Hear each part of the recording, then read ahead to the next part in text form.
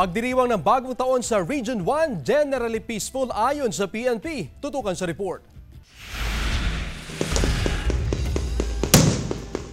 Maingay pero payapa ang naging pagsalubong sa bagong taon sa Region 1 ayon sa PNP. Sa assessment ng Police Regional Office 1, generally peaceful ang naging sitwasyon sa rehiyon. Malaking bagay raw ang presensya ng mga pulis sa iba't ibang panig ng rehiyon, gaya sa Agoola Union na 24 oras na may nakabantay sa mga places of convergence. Sa Pangasinan naman, maliban sa mga naitalang firecracker injuries, walang naitala na indiscriminate firing o stray bullet. Dito naman sa mga indiscriminate firing, wala pa tayong naitala. Ito yung resulta ng ating kampanya nung umpisa pa lang at yung pag-deploy natin ng mga tao, yung mga kapulisan natin dito sa provincial headquarters.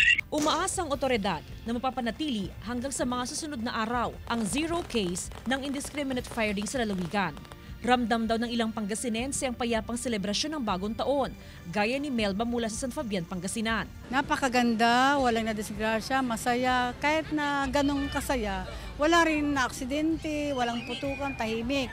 Nasa loob, hindi kagaya noon na kagalagala sa kalsada. Mananatiling naka-heightened alert ang PNP bunsod ng holiday season hanggang sa January 8, 2025. Kasama si Daryl Peralta, Jasmine Gabriel Galban, One North Central Luzon.